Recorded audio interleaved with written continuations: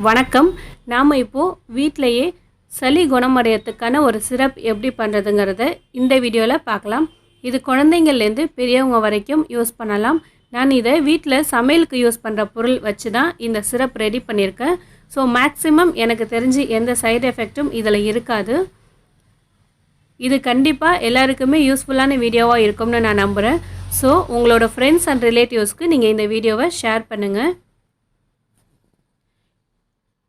இது சளிக்கான மருந்து மட்டும் கிடையாது. மலச்சிக்கல் பிரச்சனை இருந்தாலும், தலைவலி, செரிமான பிரச்சனை, இது மாதிரி சின்ன சின்ன பிரச்சனைகள் இது தானாகவே சரி பண்ணிடும். எல்லாருமே இதை வீட்டில் செஞ்சு வச்சுக்கிறது ரொம்ப நல்லது. இதை வாரத்துக்கு 2லேருந்து 3 தடவை வரைக்கும் சாப்பிட்லாம்.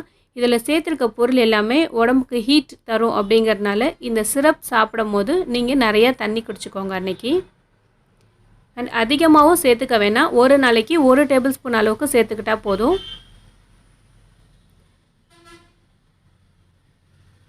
இது ஸ்வீட்டாக தான் இருக்குன்றனால குழந்தைங்க கூட சாப்பிட்ருவாங்க. அண்ட் இப்போது இதை நம்ம எப்படி பண்ணுறதுங்கிறத பார்க்கலாம். இதுக்கு கொஞ்சமாக பட்டை, ஒரு சுக்கு, ஒரு 10லேருந்து 15 கிராம்பு, அப்புறம் ஒரு எலுமிச்சை பழம் எடுத்துக்கோங்க. இந்த ஸ்பூனில் நான் 1 டேபிள் ஸ்பூன் அளவுக்கு மிளகு, 1 டேபிள் ஸ்பூன் சீரகம், 1 டேபிள் ஸ்பூன் மஞ்சள் தூள், அப்புறம் சோம்பு ஒரு 1/2 டேபிள் ஸ்பூன் எடுத்துருக்கிறேன். இப்போது இது எல்லாத்தையுமே நம்ம நல்லா நைஸாக அரைச்சி எடுத்துக்கலாம்.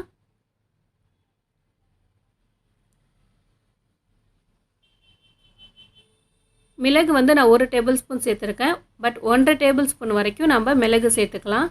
நான் கொஞ்சம் மீடியமான காரமில் தான் செஞ்சுருக்கிறேன். சீரகம் அப்புறம் சோம்பு சேர்த்துக்கோங்க. இது எல்லாமே பார்த்திங்கன்னா உடம்புக்கு ரொம்ப நல்லது. மஞ்சள் நான் வீட்டில் ரெடி பண்ண மஞ்சள்ங்கிறனால நான் இதை எடுத்துருக்கிறேன். நீங்கள் உங்கள்கிட்ட வீட்டில் ரெடி பண்ண மஞ்சள் தூள் இருந்துச்சுன்னா அதை சேர்த்துக்கோங்க. அப்படி இல்லைன்னா விரலி மஞ்சள்னு சொல்லிவிட்டு கடையில் கிடைக்கும், மளிகை கடையில், அந்த மஞ்சள் ஒரு பீஸு சேர்த்துக்கோங்க. இதில் சுக்கு நான் அப்படியே சேர்க்க போகிறதில்ல. இதை லைட்டாக தட்டிட்டு அதை நம்ம பிச்சு போட்டுக்குவோம். அப்போ தான் சீக்கிரமாகவும் அரைப்படும். அதில் இருக்க பிளேடும் சீக்கிரம் வீணாக போகாது. இதை எந்த அளவுக்கு பவுடராக அரைக்க முடியுமோ அந்த அளவுக்கு நல்லா நைஸாக பவுடராக அரைச்சி எடுத்துக்கோங்க.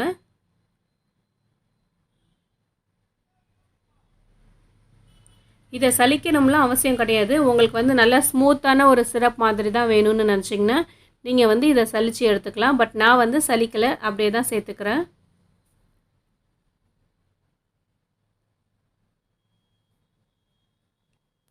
குழந்தைங்களுக்கு பசியே எடுக்காமல் சாப்பிடாமல் இருக்கிறாங்க அப்படின்னா இதை கூட நீங்கள் 1 டேபிள் ஸ்பூன் கொடுங்க குழந்தைங்களுக்கு. கண்டிப்பாக அவங்களுக்கு சீக்கிரமாக பசி எடுத்து சாப்பிடுவாங்க. அண்ட் இந்த சிரப் குடிக்கும்போது பார்த்திங்கன்னா நிறைய தண்ணி தாகமும் எடுக்கும். அவங்க நிறைய தண்ணி கூட குடிப்பாங்க. பெரியவங்களுக்குமே இது ரொம்ப நல்லது. அதுக்கப்புறம் ஒரு 100 கிராம் அளவுக்கு இஞ்சி எடுத்துக்கலாம். இஞ்சியை நல்லா கழுவிட்டு தோலை சீவிட்டு அதுக்கப்புறம் நல்லா ஒரு 2-3 முறை கழுவிடுங்க. ஏன்னா இஞ்சியில் பார்த்திங்கன்னா மண் அதிகமாக இருக்கும். ஸோ நல்லா கழுவிட்டு இதை நம்ம ஒரு மிக்சர் ஜாரில் போட்டு இதிலேருந்து ஜூஸ் எடுத்துக்கலாம். இதில் நம்ம தண்ணி சேர்த்து அரைச்சிக்கலாம்.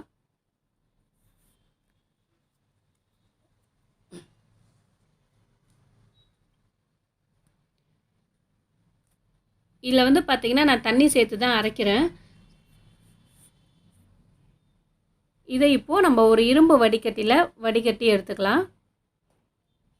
இஞ்சியில் பார்த்திங்கன்னா சுண்ணாம்பு சத்து அதிகம்.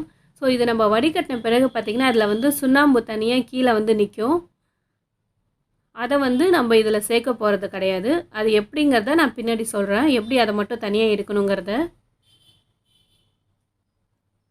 இப்போ இதை நம்ம சக்கையை தனியாக எடுத்துகிறோம். ஸோ நல்லா கையில் பிழிஞ்சு விட்டுருங்க. பிழிஞ்சிட்டு இந்த சக்கையை எடுத்துருவோம்.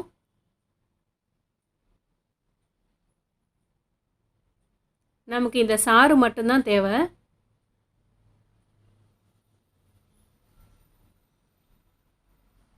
நம்மளால் ஃபுல்லாக அந்த சக்கையை பிழிஞ்சு எடுக்க முடியாது. அதில் கூட கொஞ்சம் சாறு இருக்கிறதுக்கு சான்ஸ் இருக்குது. அதனால் நான் இன்னும் கொஞ்சம் ஒரு சில இலையெல்லாம் அரைக்க போகிறேன். அது கூடவே இந்த சக்கையும் திரும்ப நான் சேர்த்துக்கிறேன்.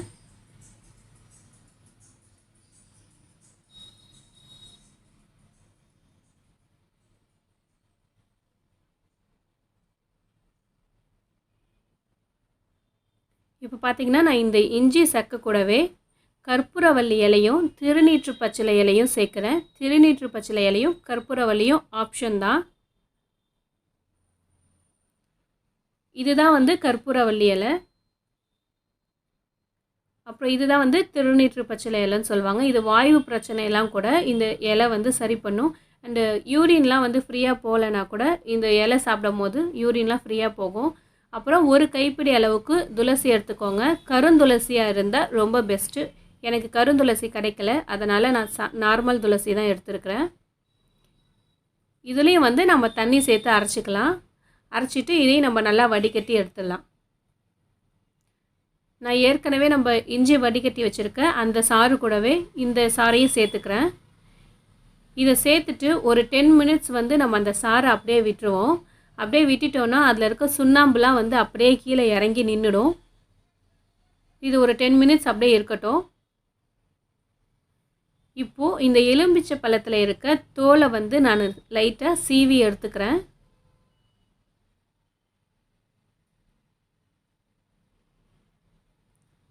இது பார்த்திங்கன்னா இந்த சிரப்புக்கு வந்து நல்ல ஒரு வாசனை வரும். அண்ட் இது உடம்புக்கும் கூட ரொம்ப நல்லது.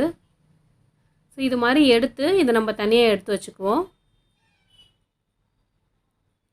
இப்போது மேக்ஸிமம் எல்லாமே ரெடி பண்ணிட்டோம். அடுத்து எப்படி நம்ம சிரப் ரெடி பண்ணுறதுங்கிறத பார்க்கலாம்.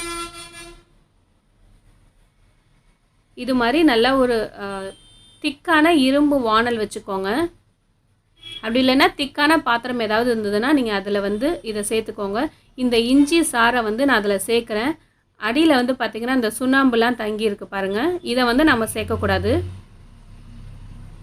நான் 10 மினிட்ஸ் அப்படியே விட்டனால அந்த சுண்ணாம்புலாம் தானாகவே வந்து அடியில் தங்கிக்கிச்சு. இது நம்ம ஊற்றின பிறகு நம்ம இதை கிண்டிக்கிட்டே தான் இருக்கணும், கைவிடாமல்.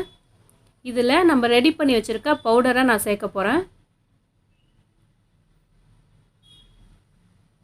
அந்த பவுடரே பார்த்திங்கன்னா அவ்வளோ ஒரு ஸ்மெல் வரும். இது நீங்கள் செய்யும் போது வீடு ஃபுல்லாக நல்ல ஒரு ஸ்மெல் இருக்கும்.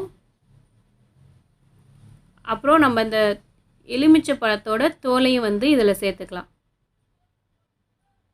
சேர்த்து இதை நம்ம நல்லா கிளறி விட்டுக்கிட்டே இருக்கணும். ஃபஸ்ட்டு மட்டும் ஃபுல் ஃப்ளேமில் வச்சுக்கோங்க. ஃபுல் ஃப்ளேமில் வச்சிங்கன்னா அது அப்படியே பொங்கி வரும். பொங்கி வர டைமில் நீங்கள் லோ ஃப்ளேமில் வச்சுருங்க. அதுக்கப்புறம் வந்து ஃபுல்லாகவே லோ ஃப்ளேமில் தான் இருக்கணும். அப்படி இல்லைன்னா நொறையாக இருந்து அதோட கன்சிஸ்டன்சி வந்து கொஞ்சம் மாறின மாதிரி இருக்கும். ஸோ ஃபஸ்ட்டு மட்டும் பொங்க விட்டு லோ ஃப்ளேமில் வச்சுக்கோங்க. இப்போ பார்த்திங்கன்னா இது மாதிரி பொங்கி வருது.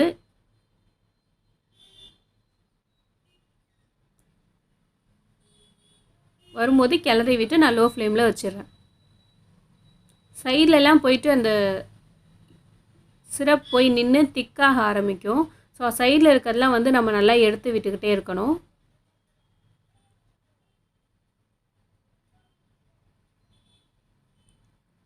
அடுத்தது இதுக்கான ஒரு ஸ்வீட் வந்து நம்ம ரெடி பண்ணணும். காரமாக இருந்ததுன்னா நம்ம யாருமே சாப்பிட மாட்டோம். ஸோ இதில் வந்து நம்ம கொஞ்சமாக வெல்லம் சேர்த்து, நான் வெல்லம் வந்து சீவி வச்சுருக்கிறேன். ஒரு அப்ராக்சிமேட்டாக தான் நான் போட்டிருக்கேன். ஒரு கைப்பிடி அளவுக்குன்னு வச்சுக்கோங்க.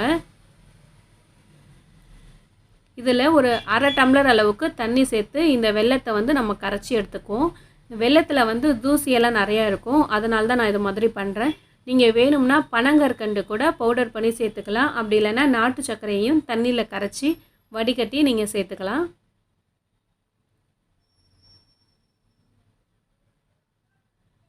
பார்த்திங்கன்னா கட்டி இல்லாமல் நம்ம கரைச்சிட்டு, இதுக்கு பதம்லாம் எதுவும் கிடையாது, அது தண்ணியில் கரைஞ்சாலே போதும்.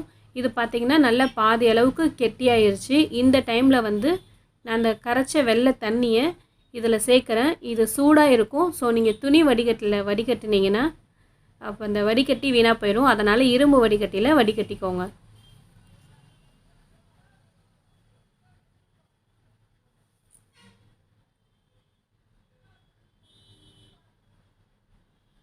இப்போது இதை நம்ம நல்லா மிக்ஸ் பண்ணி விட்டுருவோம். இதை கைவிடாமல் நீங்கள் கிளறிக்கிட்டே தான் இருக்கணும்.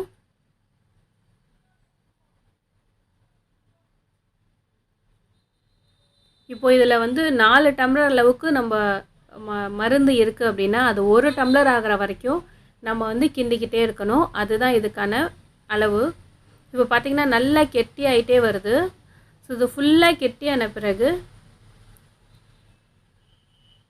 இதை வந்து நம்ம ஆஃப் பண்ணிடலாம். இந்த அளவுக்கு வந்த பிறகு இதை வந்து இப்போ நம்ம நல்லா வந்து ஆற வச்சுருவோம். ஏன்னா ரொம்ப சூட்டில் வந்து நம்ம தேன் சேர்க்கக்கூடாது. அதனால் கொஞ்சம் வெது வெதுப்பாக இருக்கிற மாதிரி நம்ம வச்சுக்குவோம். இப்போ இதை பார்த்திங்கன்னா நல்லா ஆறிடுச்சு. கொஞ்சம் லைட்டாக தான் வெது வெதுப்பாக இருக்குது. இதில் வந்து நான் அந்த லெமன் பீல் எடுத்தோம்ல அதோட லெமன் ஜூஸ், அதாவது ஒரு எலுமிச்சை பழத்தோட ஜூஸையும் தேனும் சேர்க்குறேன்.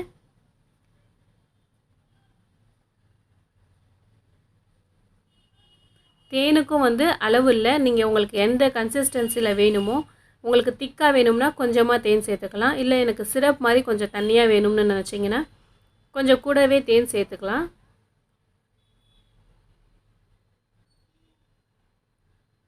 இதில் வந்து பார்த்திங்கன்னா நான் 50 கிராம் அளவுக்கு தேன் சேர்த்துருக்குறேன். இன்னும் கொஞ்சம் வேணும்னாலும் நம்ம சேர்த்துக்கலாம். இந்த சிரப் நல்லா ஆறின பிறகு இதை ஒரு கிளாஸ் ஜாரில் ஸ்டோர் பண்ணி வச்சுக்கோங்க. சில்வரில் நீங்கள் ஸ்டோர் பண்ணுறதா இருந்தால் அதை நீங்கள் ஃப்ரிட்ஜில் வச்சுக்கோங்க. கிளாஸ் ஜாருனா ஃப்ரிட்ஜில் வைக்கணுங்கிற அவசியம் கிடையாது. அண்ட் இன்னொரு விஷயம், நீங்கள் வந்து இதை யூஸ் பண்ணும் போது தண்ணி படாமல் கை படாமல் பார்த்துக்கோங்க. அப்போ தான் ரொம்ப நாள் கெட்டு போகாமல் இருக்கும். அண்ட் நீங்கள் வந்து யார் மேலே ரொம்ப கேர் எடுத்துக்கணும்னு உங்களோட ஃப்ரெண்ட்ஸ் அண்ட் ரிலேட்டிவ்ஸ் நீங்கள் நினைக்கிறீங்களோ அவங்களுக்கு இந்த வீடியோவை கண்டிப்பாக ஷேர் பண்ணுங்கள். அண்ட் எல்லாருக்குமே இது யூஸ்ஃபுல்லாக இருக்கும்னு நான் நம்புகிறேன். என்னோடய வீடியோஸ்லாம் உங்களுக்கு பிடிச்சிருந்ததுன்னா மறக்காமல் சப்ஸ்கிரைப் பண்ணுங்கள். நீங்களும் இதை உங்கள் வீட்டில் செஞ்சுட்டு எனக்கு கமெண்டில் சொல்லுங்கள். தேங்க்யூ.